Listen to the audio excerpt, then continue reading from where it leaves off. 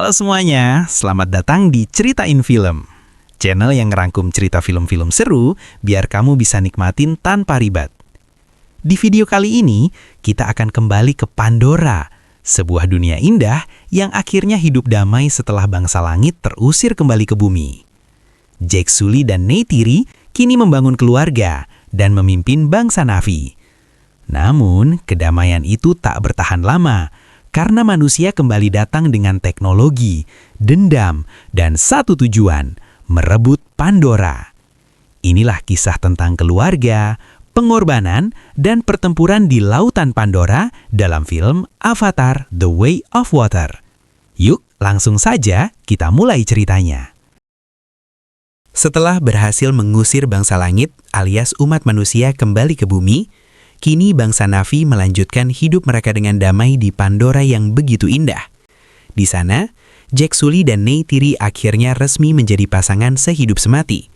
Selain itu, mereka juga ditunjuk sebagai pemimpin klan Avatar hutan. Jack dan Neytiri kini dianugerahi 3 orang anak yang sangat lucu, yaitu Neteyam, Loak, dan Tuk. Selain itu, ada satu anak lagi bernama Kiri, yang merupakan anak dari Dr. Grace. Kiri kemudian diadopsi sepenuhnya oleh Jack dan Neytiri dan dibesarkan di Pandora. Di Pandora juga terdapat seorang anak manusia yang seusia dengan anak-anak Jack. Ia bernama Spider, anak kandung dari Kolonel Miles Quaritch. Spider terjebak di Pandora karena saat umat manusia dipaksa kembali ke bumi, ia baru saja lahir. Kondisi tersebut membuatnya tidak memungkinkan untuk menggunakan tabung oksigen dan ikut kembali ke bumi. Akhirnya, Spider dirawat dan dibesarkan oleh para peneliti manusia yang pro terhadap Pandora. Kehidupan mereka pun berjalan dengan damai dan terasa begitu cepat. Jack selalu mengajarkan anak-anaknya cara bertahan hidup layaknya avatar hutan pada umumnya. Namun sayangnya, kedamaian itu tidak berlangsung lama. Suatu malam, saat mereka sedang menikmati pemandangan bintang di langit Pandora, tiba-tiba terlihat bangsa langit kembali datang dengan niat merebut Pandora dari bangsa Na'vi.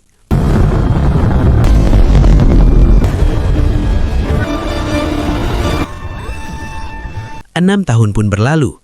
Adegan berganti dengan memperlihatkan Kolonel Miles yang sebelumnya telah mati, kini berhasil dihidupkan kembali. Ingatannya dipindahkan ke dalam tubuh avatar oleh umat manusia yang bekerja di bawah Resource Development Administration atau RDA. Mereka menggunakan Miles sebagai senjata khusus dengan satu misi utama, yaitu membunuh Jack Sully yang dianggap sebagai penghalang terbesar dalam upaya merebut kembali Pandora demi mengeksploitasi Unobtainium. Sementara itu, di Pandora, Jack bersama klan hutan mulai menyerang dan menyabotase jalur kereta pengangkut persediaan senjata milik RDA yang menuju markas besar mereka.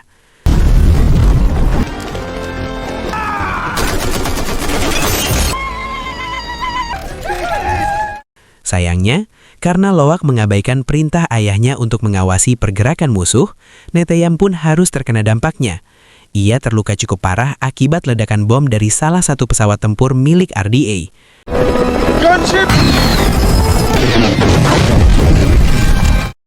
Mengetahui kelakuan Loak yang membangkang dan bertindak ceroboh, Jack pun memarahinya dan melarang Loak untuk kembali menunggangi iklan. Di sisi lain, Miles dan pasukannya tiba di markas besar RDA di Pandora. Di sana, ia bertemu dengan Jenderal Ardmore yang langsung memberinya misi untuk pergi ke markas lama mereka yang telah lama terbengkalai. Namun kedatangan Kolonel Miles dan pasukannya ternyata bersamaan dengan kedatangan anak-anak dari klan hutan yang sedang bermain di sekitar area tersebut. Di markas terbengkalai itu, Miles melihat kembali berkas-berkas lama tentang pertarungannya melawan Jack, termasuk jasad manusianya sendiri yang kini hanya tersisa tengkorak dengan panah tertancap di kepalanya. Setelah melihat rekaman tersebut, Miles semakin bertekad untuk membalas dendam kepada Jack dan Neytiri yang telah membunuhnya. Sementara itu, Loak masih mengintai dari kejauhan dan segera melaporkan kejadian tersebut kepada Jack.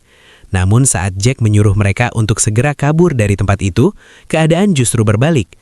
Mereka semua malah tertangkap dan dijadikan tawanan oleh rombongan kolonel.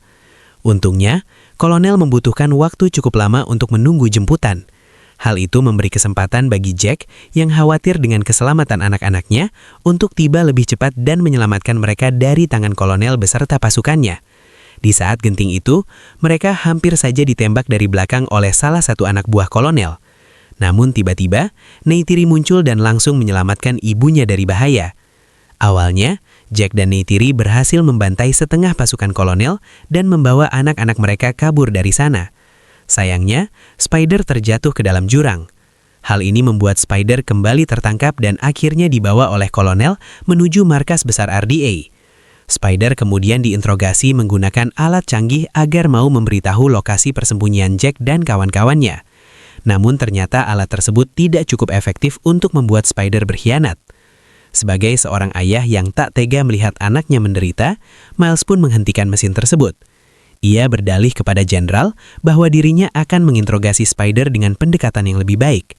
Lalu Miles memberitahu Spider bahwa dirinya, yang seharusnya telah meninggal, ternyata dimasukkan DNA dan ingatannya ke dalam tubuh avatar. Meskipun hanya berupa ingatan dan bukan ayah manusianya yang sesungguhnya, Miles pun tetap berusaha tidak menyakiti Spider. Dengan pendekatan yang lebih halus, ia pun meminta Spider menunjukkan keberadaan Jack. Tak disangka, cara tersebut cukup efektif. Spider akhirnya mengarahkan kolonel beserta pasukannya untuk mencari posisi Jack. Di sisi lain, Jack mulai menyadari bahwa keluarganya sudah tidak aman dan pasti menjadi incaran pasukan kolonel Miles. Ditambah dengan diculiknya Spider, besar kemungkinan RDA akan segera mengetahui lokasi mereka saat ini. Oleh karena itu, Jack memutuskan untuk segera pindah tempat agar klan hutan tidak terus menjadi korban perburuan pasukan langit. Ia pun menyerahkan tahta kepemimpinan klan Omaticaya kepada Avatar yang ia percayai untuk memimpin klan tersebut. Setelah itu, Jack dan anak-anaknya pergi untuk bersembunyi demi menyelamatkan diri dari ancaman pasukan langit.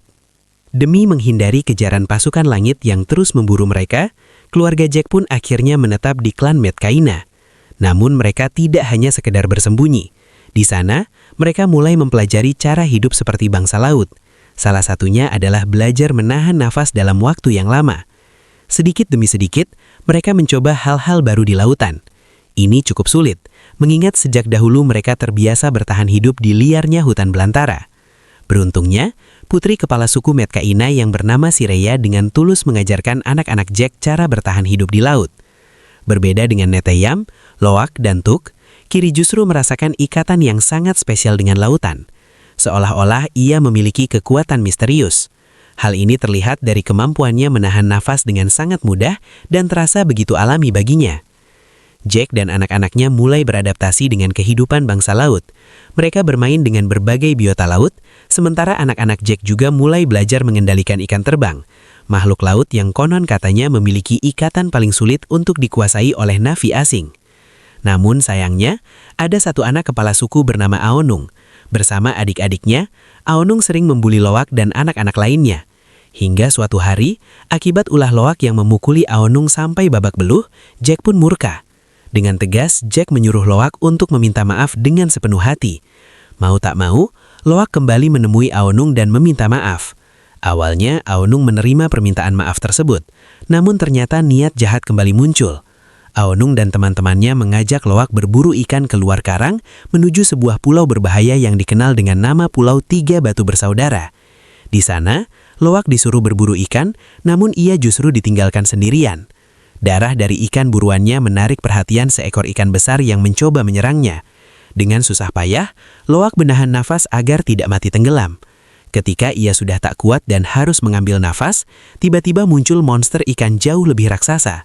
Ajaibnya, Loak ternyata masih hidup. Ia terkejut saat menyadari dirinya berada di atas tubuh monster ikan raksasa tersebut. Keduanya kemudian saling berinteraksi hingga akhirnya menjadi teman. Sebagai tanda terima kasih, Loak membantu monster itu dengan mencabut serpihan senjata milik pemburu tak bertanggung jawab yang lama menancap di siripnya. Di sisi lain, Aonung memberikan pengakuan bahwa Loak sedang terjebak di Pulau Tiga Batu Bersaudara akibat ulahnya. Jack pun segera bergegas bersama bangsa laut menuju pulau tersebut untuk menyelamatkan Loak. Syukurnya, mereka berhasil menemukan Loak, yang tak tahu bagaimana masih bisa bertahan hidup. Namun bukannya lega, Loak pun justru kembali dimarahi ayahnya. Pasalnya, Loak malah menutupi kejahatan Aonung dan mengaku Loak pergi keluar karang atas kemauannya sendiri, padahal nyawanya sendiri yang jadi taruhannya. Ternyata, Loak sengaja menyalahkan dirinya demi melindungi Aonung agar tidak dimarahi orang tuanya, sekaligus menjaga martabat keluarganya. Perbuatan tulus itu akhirnya menyentuh hati Aonung dan sejak saat itu mereka pun benar-benar berteman. Keesokan harinya, Loak menceritakan monster ikan raksasa yang ia temui kepada teman-temannya. Sireya pun menjelaskan bahwa monster itu bernama Tulkun. Tulkun biasanya selalu hidup berkelompok, namun ada satu Tulkun yang hidup menyendiri, bernama Payakan. Payakan diasingkan karena dikenal sebagai Tulkun pembunuh, satu-satunya yang selamat dari seluruh rombongannya. Loak tak percaya jika Tulkun yang telah menyelamatkannya adalah makhluk jahat. Ia pun kembali ke Pulau Tiga Batu Bersaudara untuk menemui sahabat barunya, Payakan, dan bermain bersamanya. Sementara itu, Kiri diajak Sireya untuk mengunjungi teluk leluhur bangsa laut. Awalnya semua berjalan lancar saat Kiri menyambungkan tali kehidupan ke pohon tersebut. Di alam bawah sadarnya, Kiri bertemu dengan ibu kandungnya. Namun tak lama kemudian, tubuh Kiri tiba-tiba seperti tersetrum dan ia langsung kehilangan kesadaran. Melihat anak angkatnya tak sadarkan diri, akhirnya Jack pun sadar dan segera memanggil bantuan dari para peneliti yang berada di klan hutan. Namun teknologi manusia tak mampu berbuat banyak untuk mengembalikan kesadaran anak tersebut. Hingga akhirnya, Ronald, istri dari Tonowari, turun tangan.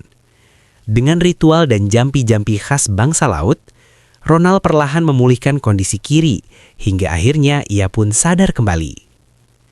Di sisi lain, Kolonel bersama pasukannya terlihat tengah mempersiapkan diri untuk menuju klan hutan guna mencari keberadaan Jack. Tak hanya itu, Kolonel juga berniat mempelajari cara hidup bangsa Na'vi agar bisa berbaur, seperti yang pernah dilakukan Jack sebelumnya. Namun, saat Kolonel dan pasukannya tiba di klan hutan, mereka justru mendapati fakta bahwa Jack beserta keluarganya telah meninggalkan pulau tersebut. Akhirnya, Kolonel kembali ke markas dan berkumpul bersama sang jenderal untuk menyusun rencana baru. Jenderal pun memerintahkan Kolonel untuk bekerja sama dengan para pemburu ikan Tulkun. Menurutnya, para pemburu tersebut jauh lebih mengenal lautan dan pulau-pulau di Pandora. Scene pun berganti, memperlihatkan gerombolan ikan Tulkun yang mulai berdatangan ke wilayah bangsa laut. Ucapan Sireya yang mengatakan bahwa Tulkun adalah saudara bangsa laut kini terbukti. Mereka saling mendekat dan berinteraksi, melepas rindu setelah sekian lama tak berjumpa. Sementara itu, Kolonel Miles dan pasukannya mendatangi pulau-pulau bangsa laut lain untuk mencari Jack. Saat salah satu avatar hampir ditembak mati, Spider dengan tegas melarang ayahnya melakukan hal tersebut. Kolonel pun mengurungkan niat membunuh dan hanya memerintahkan pasukannya untuk membakar rumah-rumah klan laut. Kekejaman pasukan langit pun menyebar luas. Tonowari segera mengabarkan kejadian ini kepada Jack dan Neytiri. Di Pulau Tiga Batu Bersaudara, Loak berusaha membuktikan kepada teman-temannya bahwa Payakan bukanlah Tulkun pembunuh. Ia menghubungkan tali kehidupannya dengan Payakan untuk melihat masa lalunya. Setelah menyaksikan masa lalu Payakan, para bocah pun kembali ke desa dan menceritakan semuanya kepada Tonowari. Ternyata Payakan dan kawanan Tulkun lainnya pernah diburu oleh pasukan langit alias manusia. Tonowari menjelaskan bahwa Tulkun adalah makhluk agung yang tak akan menyerang siapapun, bahkan ketika nyawa mereka terancam. Dari seluruh kawanan yang dibantai, hanya Payakan yang selamat. Namun ironisnya ia justru dicap sebagai pembunuh dan harus menanggung rasa bersalah atas kematian keluarganya, lalu diasingkan. Sungguh tragis. Keesokan harinya, terlihat kapal para pemburu bersiap menangkap rombongan Tulkun yang sebelumnya berkunjung ke wilayah Tonowari. Salah satu induk Tulkun pun menjadi target utama. Ia akhirnya tewas dan dieksekusi untuk diambil cairan dari otaknya. Cairan tersebut sangat berharga karena dipercaya mampu membuat manusia awet muda.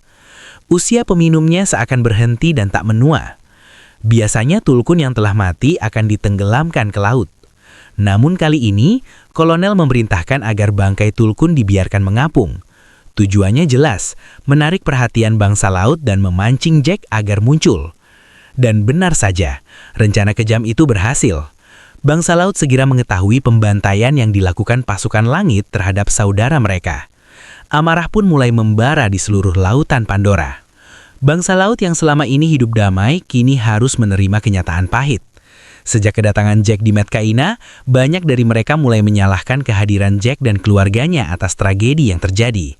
Akibat pembantaian itu, para klan laut pun diliputi amarah dan mulai bersiap untuk berperang melawan bangsa langit. Namun Jack berusaha menenangkan mereka. Ia dengan jujur mengatakan kenyataan pahit bahwa kekuatan pasukan langit saat ini belum ada tandingannya. Jack memohon agar mereka bersabar dan menunggu waktu yang tepat untuk membalas semuanya. Demi keselamatan bersama, akhirnya diputuskan bahwa para saudara Tulkun harus pergi jauh agar tidak lagi diburu oleh para pemburu ikan. Semua pun mendengarkan saran Jack dan mulai menjalankan rencana tersebut dengan memberi peringatan kepada Tulkun lainnya. Sementara itu Loak berusaha memperingatkan Payakan. Sayangnya Payakan yang sudah terlanjur diburu justru menjadi sasaran empuk para pemburu di Pulau Tiga Batu Bersaudara. Mengetahui hal itu, Neteyam segera memberitahu Jack agar segera menyusul dan menyelamatkan Payakan yang berada di ambang kematian. Anak-anak Na'vi berusaha keras melepaskan tombak yang menancap di tubuh Payakan sambil menunggu kedatangan Jack dan bangsa laut lainnya. Mereka berpencar untuk mengalihkan perhatian para pemburu, serta kolonel yang terus mengejar mereka. Namun setelah aksi kejar-kejaran yang menegangkan, Loak dan Neteyam akhirnya tertangkap oleh kolonel. Keduanya dibawa ke atas kapal dan dijadikan tawanan, membuat Jack terpaksa menyerahkan dirinya sebagai ganti anak-anaknya. Saat Jack perlahan maju untuk menyerahkan diri, tiba-tiba Payakan menyerang kapal lebih dulu. Kesempatan itu dimanfaatkan Jack dan yang lainnya untuk mulai melawan pasukan langit. Di tengah kekacauan, Jack menjadi sasaran utama kolonel. Neytiri sebagai seorang ibu dan istri berusaha mati-matian melindungi keluarganya dari bahaya. Dari dalam kapal, Kiri mencoba membantu bangsa Na'vi dengan mengacaukan kendali kapal, hingga akhirnya kapal tersebut rusak dan tak bisa dikendalikan. Tak lama kemudian, Sirea muncul dan membebaskan mereka dari ikatan. Namun Loak justru mengajak Neteyam mencari Spider yang juga ditahan di dalam kapal. Saat mereka berhasil menemukan Spider dan kabur, tanpa disadari Neteyam terkena tembakan yang menembus dadanya. Neteyam pun tewas dalam pelukan Jack dan keluarganya. Sejak awal terasa jelas bahwa Neteyam adalah sosok yang terlalu berani dan selalu mengorbankan dirinya untuk orang lain. Kehilangannya meninggalkan luka yang sangat dalam bagi keluarga Jack. Di tengah duka, kolonel kembali menghubungi Jack dan mengabarkan bahwa Kiri dan Tuk berhasil ditangkap kembali. Tak ingin menghilangkan anaknya lagi, Jack dan Neytiri pun bangkit dan membantai seluruh pasukan kolonel dengan senjata berat. Saat hanya tersisa kolonel seorang diri, ia dengan licik mengancam Kiri di depan Jack. Namun Neytiri membalas dengan mengancam Spider. Pertukaran anak pun terjadi, dan kolonel terpaksa melepaskan mereka. Sayangnya emosi Jack terpancing oleh kata-kata kolonel. Ia kembali naik ke atas kapal dan terlibat duel terakhir yang brutal. Api mulai menutup jalan keluar. Tuk dan ibunya terjebak di salah satu ruangan yang perlahan dipenuhi air. Sementara Jack bertarung mati-matian agar kolonel tak lagi mengancam keluarganya di masa depan. Akhirnya kolonel berhasil dikalahkan, namun Jack kehilangan tenaga dan nyaris tenggelam bersama musuhnya. Menyadari keluarganya berada di ambang kematian, Kiri, Loak, dan Spider pun berusaha menyelamatkan mereka sekuat tenaga. Mereka pun turut selam guna mencari keberadaan orang-orang yang hingga kini tak kunjung muncul ke permukaan laut. Disinilah kemampuan anak-anak mulai diperlihatkan, mulai dari Payakan yang datang setelah dipanggil Loak di saat genting, hingga kemampuan Kiri yang mampu mengendalikan biota laut. Berkat kerjasama mereka, akhirnya orang-orang tersayang berhasil diselamatkan kembali ke permukaan. Di sisi lain, secara diam-diam, ternyata Spider juga menyelamatkan ayahnya. Namun meski diajak kolonel untuk kembali hidup bersamanya, Spider menolak dan memilih tetap tinggal bersama keluarga Jack di klan Metkaina. Setelah mereka berhasil menang melawan bangsa manusia yang memiliki teknologi yang sangat canggih, seluruh warga bangsa laut berkumpul untuk mengheningkan cipta. Mereka berduka atas kematian putra sulung Jack, yaitu Neteyam, yang harus menjadi korban dalam peperangan melawan pasukan langit yang ingin merebut Pandora. Dari semua kejadian tersebut, perjuangan mereka masih akan terus berlanjut. Dan disinilah film pun berakhir. Dan itulah alur cerita film Avatar The Way of Water. Sebuah kisah yang bukan hanya tentang perang antara manusia dan Na'vi, tetapi tentang keluarga, kehilangan, dan perjuangan mempertahankan rumah. Kematian Neteyam menjadi pengingat bahwa setiap kemenangan selalu dibayar mahal, dan bahwa Jack Sully kini bukan lagi seorang prajurit, melainkan seorang ayah yang siap melakukan apapun untuk melindungi orang-orang yang ia cintai. Perjalanan mereka memang belum berakhir, namun satu hal sudah jelas, Pandora akan selalu dilindungi oleh mereka yang menganggapnya sebagai rumah. Kalau kamu menikmati alur cerita film ini, jangan lupa like, subscribe, dan share agar channel Ceritain Film bisa terus menemani kalian menyelusuri kisah-kisah film terbaik dari seluruh dunia. Tulis di kolom komentar, film apa lagi yang ingin kamu dengar alur ceritanya. Sampai jumpa di video berikutnya. Karena di sini, semua film layak untuk diceritain. Sampai jumpa.